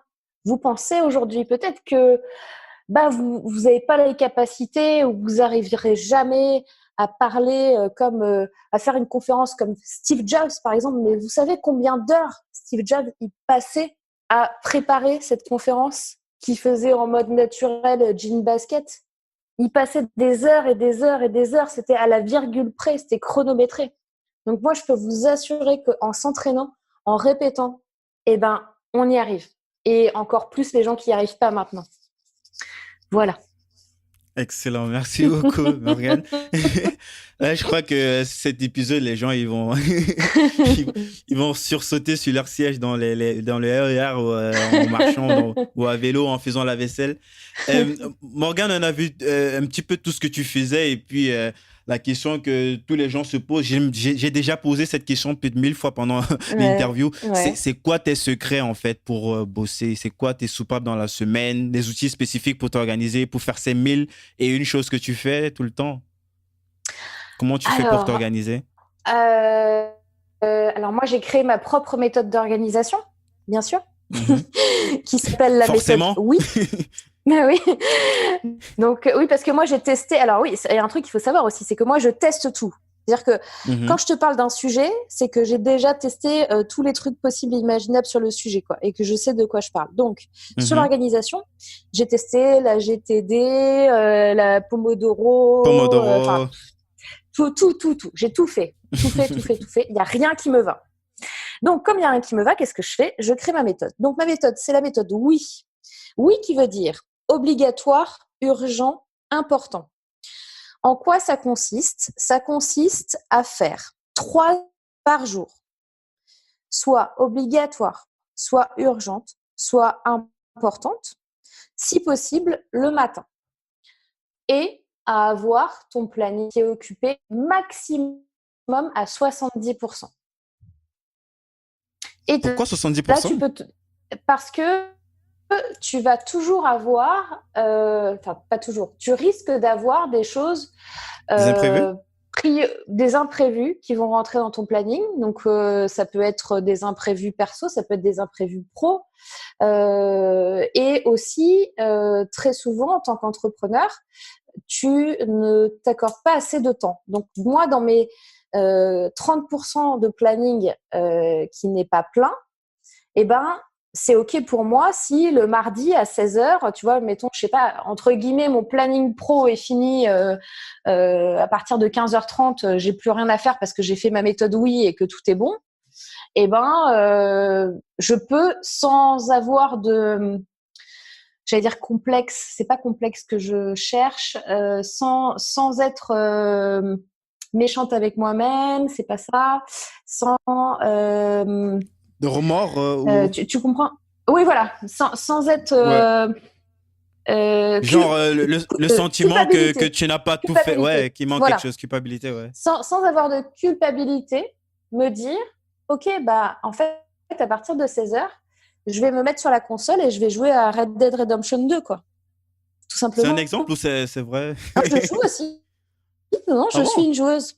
Je joue aux jeux vidéo, je joue au poker, je suis une 15 ans de joueuse. tennis, 15 Ouais, ans de... c'est ça. Non, mais si tu veux, ou devant Netflix, ou peu importe. Et c'est OK, en fait.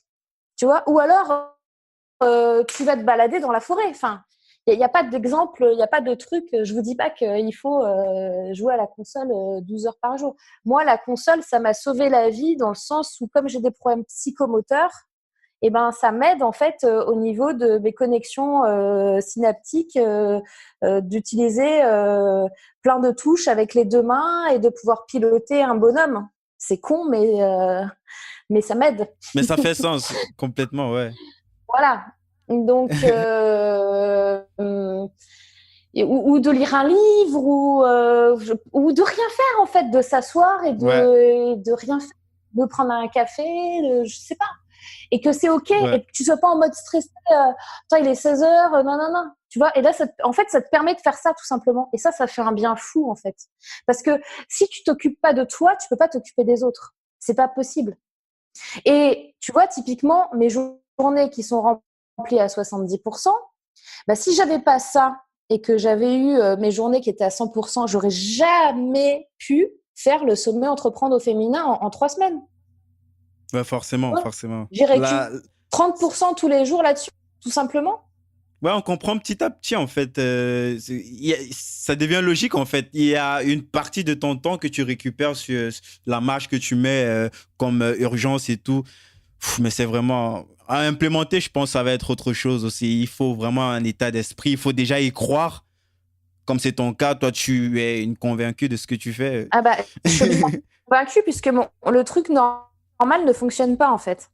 Tu vois ce que je veux Mhm. dire? Donc, Ouais. j'ai pas d'autre solution. Soit je suis un failed pour tout le monde et pour moi-même, ou soit j'arrive à m'en sortir. Et si je fais ça, bah, il faut que je prévoie des plans B, quoi, Mhm. tout simplement. Euh, Et ok, puis, Morgan. voilà. Et un Vu autre que. outil que Ouais, j'utilise, ouais. alors, pardon, Mhm. Les outils. Non, moi, vas-y, vas-y. typiquement, un outil comme Trello, ça s'écrit Mhm. R. Trello. Je sais pas si tu vois ce que c'est. C'est Ouais, un c'est un petit outil peu comme de Slack, gestion ça de permet projet. d'organiser les tâches. Ouais, alors c'est différent de Slack.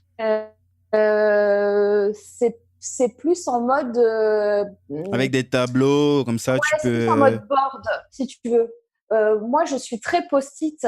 Je peux te remplir un mur entier de post-it parce que au niveau de l'espace-temps par rapport à moi, au niveau de l'organisation que ce qu'il y a dans ma tête, c'est beaucoup plus simple de mettre les choses au bon endroit, comme un espèce de puzzle que je rassemble. Et Mhm. sur Trello, en fait, tu as un principe de cards. Donc, c'est des cartes que tu drag and drop, donc que tu glisses et Tu peux déposes. déplacer comme tu Moi, veux. Ouais, c'est vrai que par ouais, rapport à Slack, où c'est juste en mode ouais, messagerie, même si on c'est pas peut exactement organiser, c'est comme Slack, complexe c'est quand pas même. pareil. Et là, sur Trello, tu vois, moi, je fais. En fait, tu règles l'interface Trello comme tu as envie de le faire. C'est-à-dire que tu arrives, le truc est vide. C'est à toi de mettre ce que tu veux. Moi, par exemple, je fais une colonne to do, donc à faire, une colonne en Déjà fait? cours et En une cours. colonne fait. Tu vois, j'ai un à faire, en cours et un fait. Donc quand c'est cours, par exemple, je fais une action, je le mets dans en cours, je suis en train de le faire. Mhm. Et après, je le mets dans fait. Et ben ça m'a sauvé la vie sur le sommet entreprendre au féminin. Avec le nombre de choses que j'avais à faire, et moi, je suis contre les to-do list. Comme je te disais, mes 3 actions, c'est trois choses dans mon agenda qui sont chaque jour à faire en oui. Et puis le Trello et basta. Et ça Mhm. suffit pour gérer tout ce que tu veux. Moi, je suis Ouais, toujours sur ça te 2000 donne projets en même temps. une Bien vision sûr, d'ensemble de tout ce qu'il y a à faire. c'est ultra important et de savoir où t'en es aussi. Mhm. Donc, Top, top. voilà. Morgan, vu Yes. que tu as pourri ma question dès le départ, Pardon. en début d'interview, par rapport à ce que tu aurais fait à ton time de 20 ans, donc je vais la changer. Ouais, vas-y. Comment est-ce que tu te vois dans 10 ans? Je calcule, j'aurai 38. Alors, tu rigoles pas. Les Bon, gens, alors. ben, les gens qui ont écouté le podcast au début, bah, ils vont se... Ah bah oui. Ok. Normalement, s'ils arrivent là, c'est qu'ils ont écouté le début. Et Ouais. donc, si vous arrivez là et que vous n'avez pas écouté le début et que vous n'avez pas compris, ben, il faut revenir en arrière et écouter depuis le début ce formidable podcast. C'est tout. Alors, donc dans 10 ans, j'aurai 38. Alors, qu'est-ce que je vais faire dans 10 ans Eh bien, écoute, très franchement, il y a une chose à laquelle je pense là depuis quelques jours. J'espère que C'est c'est pas la que retraite, hein. ah non, mais moi, en fait, On a tu besoin de sais, toi. non, mais je me suis déjà posé la question de si vraiment, genre, je gagne, je sais pas, plus de 100 millions par an, quoi. Tu vois, un truc énorme, énorme, quoi. Euh, très, très, Enfin, très, tu vas très te faire haut. chier. Tu vas quand même Non, chercher un truc à faire. mais en fait, c'est pas ça. C'est pas que je vais quand même. C'est que en fait, je n'arrête pas en fait. Mhm. C'est-à-dire que dans ma tête, il n'y a pas de retraite. C'est parce que Peut-être ça sera même pire en fait, parce que là, tu auras les ressources pour ah mais alors lancer là, plusieurs trucs à la fois. des trucs de Tu vas, dingue. tu vas te retrouver en train de faire comme, je sais pas si tu connais Sébastien Tissier. Oui, ça me dit quelque chose. Ouais, on a fait une interview ensemble. Il a une page là, qui s'appelle Black Hat Marketing. Ça va sortir demain. Oui, Lui, il s'est mis à l'aquaponie. T'as entendu parler déjà? oui, oui, je connais, ouais. Ah ouais, c'est la culture dans la. Alors, je suis pas spécialiste, C'est un mais en truc fait, triangulaire comme ça. Donc, même, il oui, nourrit les voilà, poissons et les poissons voilà, produisent des trucs qui c'est nourrissent ça, les c'est algues ça, produisent. Ouais, c'est ça. C'est de l'autoculture autosuffisante. Ouais. effectivement, autosuffisant, C'est gagnant. top. Ouais. Ah ouais. et, Non, c'est top. et tu disais que c'était quoi le projet dans 10 ans, un truc qui te Ouais, trottine le cerveau? alors, depuis depuis quelques semaines, je pense à ça, notamment suite à ce que j'arrive à faire en coaching live. Alors ça va être très, pour moi, ça reste, comme je suis quelqu'un qui est assez humble, ça reste dur à te dire comme ça, mais je trouve pas d'autres mots pour que tu comprennes ce que je veux faire. C'est un genre de show comme Anthony Robbins. C'est-à-dire que tu fais Tu vas pas marcher sur du charbon avec du feu et tout. pas forcément. C'est pas le principe de marcher sur le feu quelque part. C'est tout le reste. C'est la transformation de milliers de personnes en quelques jours. C'est, tu vois, se connecter à leur énergie, se connecter à mon intuition et arriver vraiment à les emmener vers là où ils veulent aller et les rendre heureux, en fait, finalement. Finalement, apporter plus de bonheur, quoi. Voilà. Ah, moi, je pense que c'est complètement possible. Ça te ressemble complètement aussi. Donc, je serais pas surpris et bien évidemment, c'est quelque chose que je vais suivre de près.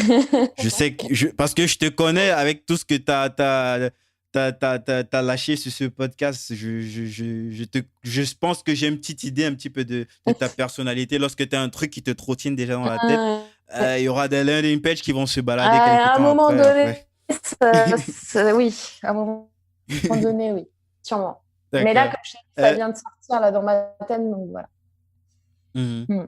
Et côté bouquin, il y a un truc comme ça que tu recommandes souvent. Est-ce qu'il y a du nouveau par rapport à ce que tu as eu l'habitude de recommander à l'époque, Tim Ferry notamment? Euh, Qu'est-ce que tu as lu dernièrement? te recommander. Alors, je suis sur du Bernard Werber là en ce moment, moi, parce que je lis pas que des bouquins de market. Heureusement. Euh, Parce que Bernard ces Werber, idées, c'est pas juste des idées de marketeur. Il y a des idées, forcément, ça vient d'ailleurs, quoi. Ça doit être. c'est un auteur que j'aime particulièrement, que j'ai eu la chance aussi de rencontrer. Tu peux nous donner le titre, Euh, comme ça, on va mettre en description le alors, titre le du bouquin. dernier, je crois qu'il s'appelle La boîte de Pandore. La boîte de Pandore, je pense que j'ai entendu parler de ça. J'ai pas encore lu, mais je Ouais. crois que j'ai entendu Bah, parler de ça. l'auteur Bernard Werber, il est Fourmi, qui est un best-seller absolu. C'est pas son meilleur bouquin et il a des choses. Enfin, franchement, moi, je dévore ses livres à chaque fois, quoi. Donc voilà, c'est si vous voulez du bien, c'est très bien écrit et moi j'aime beaucoup ce qu'il fait. Donc je suis sur ça en ce moment. Top. Et dernière question qui pose souvent en interview chez Facebook, qu'est-ce que tu ferais si tu n'avais pas peur, Morgane? Je sais même pas si je dois te poser cette question parce que j'ai l'impression que tu n'as peur de rien, en fait. Ben, en fait, ouais, j'ai pas peur de grand-chose. Euh, si j'ai le vertige, mais en même temps, là, tu vois, je suis en train de faire des travaux chez moi et je suis quand même montée sur l'escabeau pour repeindre les murs. J'ai réussi.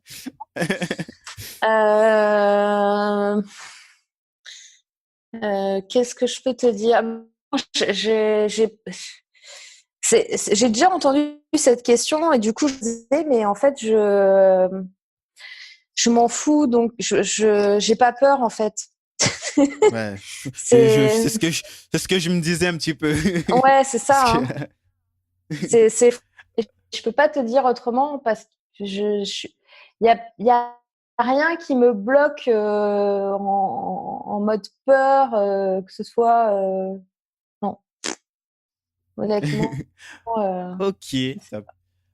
Morgane, où est-ce qu'on peut envoyer les gens qui veulent en savoir plus sur ton travail, ceux qui seraient intéressés par les conférences? Je pense que c'est possible de se pré-enregistrer. C'est vrai que le dernier a eu lieu en juin. Mais pour les prochains, est-ce qu'il y a Alors, déjà pour le WED, il n'y a pas encore d'inscription ouverte. Mhm, Je ne sais pas encore s'il y aura un WED en 2020. mhm, Euh, là, en événement, j'ai une immersion que je fais avec Antoine Pétavin en septembre dans mhm. le sud de la France. Sinon, où est-ce que les gens peuvent me retrouver? C'est Tout déjà possible simplement, de s'inscrire pour l'immersion pour ou l'immersion, oui. c'est quoi les critères? Il y a une catégorie de personnes qui… Les critères de l'immersion, tu sais, c'est un peu, nous, c'est un peu McDo dans le sens, venez comme vous êtes, quoi, en vrai. Hein. D'accord. Là, en fait, sur l'immersion, on va travailler tout ce qui va être, donc c'est 2 jours Mhm, où on va vraiment valider l'idée business de A à Z, parce que mhm, quelquefois, en fait, on a une idée où elle est plus ou moins claire ou pas, et puis nous, avec Antoine, on sait vers où aller pour avoir enfin, pour être sûr. On n'est jamais sûr qu'une idée fonctionne, mais pour être quasi sûr qu'elle fonctionne. Après, il y a la création de pages de vente, il y a le branding et la communication, la vidéo et la pub Facebook. Donc, c'est 2 jours très, très intensifs où tu arrives le matin, enfin, non, c'est pas que tu arrives le matin, tu arrives le vendredi soir et soit tu as déjà commencé à faire quelque chose, mais ça marche pas trop, ou tu as besoin d'aide, ou tu sais pas trop comment, vers où tu veux aller par rapport à ta vision. Ou soit tu as un truc qui est en route, mais bon, tu as du mal à le lancer parce que tu n'as pas confiance, parce que tu sais pas comment faire techniquement. Enfin, il peut y avoir tellement, tellement de raisons. mhm, Nous, ce qu'on propose, c'est de tout simplement, quel que soit le niveau où tu es, l'étape où tu en es, eh bien, de vraiment valider l'idée, l'offre, ton branding, ta com. Donc, on verrouille tout ça. mhm. On te montre comment ça marche la pub Facebook et comment on fait des bonnes vidéos. Donc avec ça, normalement, tu arrives, que tu aies un produit ou pas déjà, à la fin, le dimanche soir, tu as un produit, tu sais comment le vendre et tu sais, tu vas déjà avoir des clients Ouais. Tu as un truc qui est déjà que tu rapidement, peux quoi. directement mettre sur le marché, quoi. Voilà, que tu peux déjà mettre sur le marché quoi qu'il arrive. Voilà. Intéressant. Quel que soit où tu en es d'ailleurs, hein, parce que tu as aussi des gens qui ont déjà des business qui tournent, mais qui veulent Ils veulent en lancer un optimiser ou nouveau, qui n'a rien à voir, ou optimiser, ou voilà. Il y a toujours des choses à améliorer, à optimiser. Donc voilà.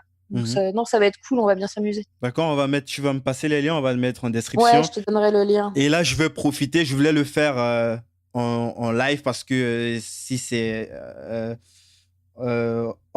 si c'est en off, je pense que c'est pas assez faire. Est-ce qu'il serait possible de c'est pas comment il faut que j'utilise les bons mots. Vas-y, Euh, t'inquiète.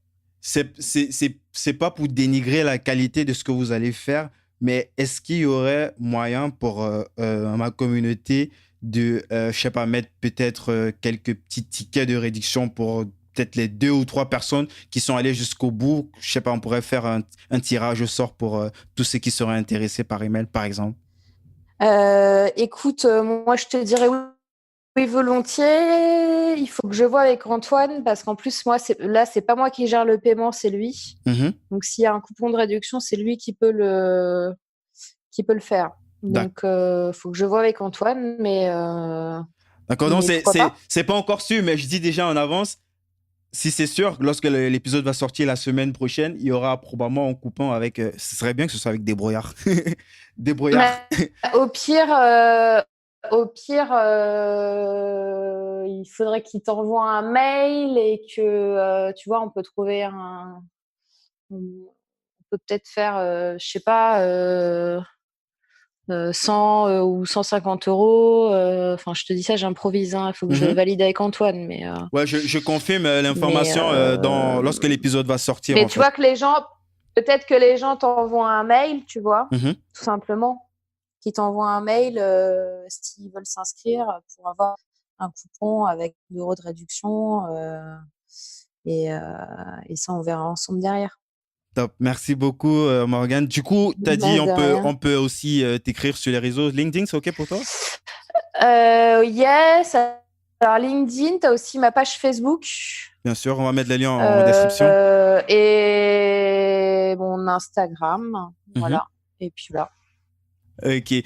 Morgane, tu as rencontré pas mal de personnes fantastiques dans ton parcours. Yes. Si tu avais quelqu'un comme ça à me recommander sur ce podcast dans ton entourage qui t'a marqué, ce serait qui? Quelqu'un qui s'est lancé, qui a vraiment une force intérieure, un parcours incroyable à partager?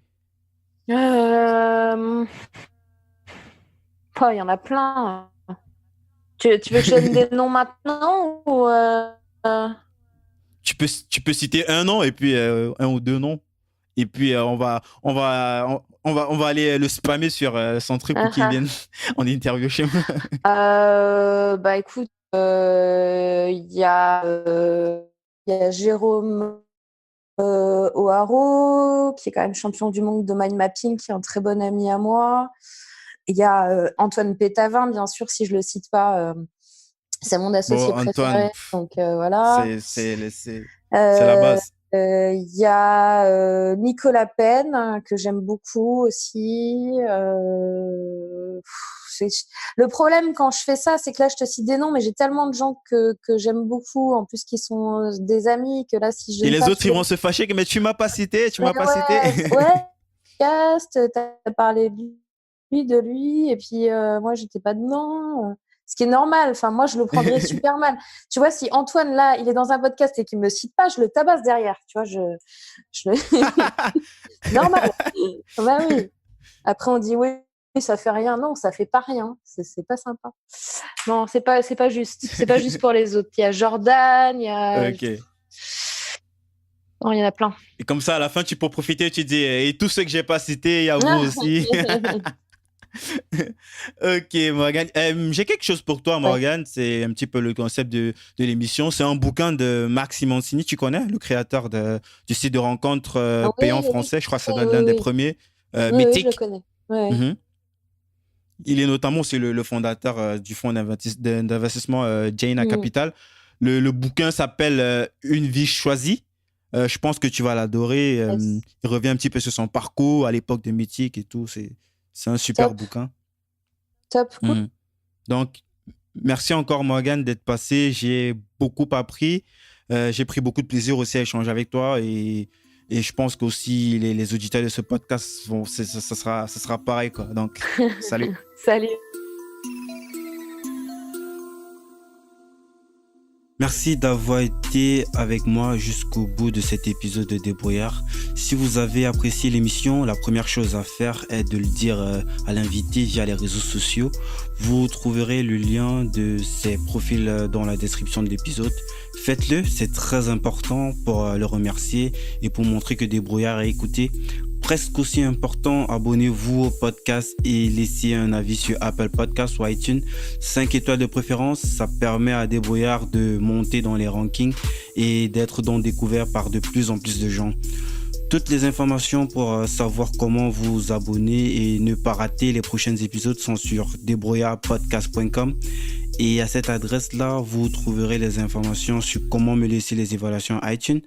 Enfin, pour ne rien rater, pour ne rien manquer des activités et des coulisses, vous pouvez me suivre sur LinkedIn en cherchant Débrouillard. Merci d'écouter ce podcast et à la semaine prochaine.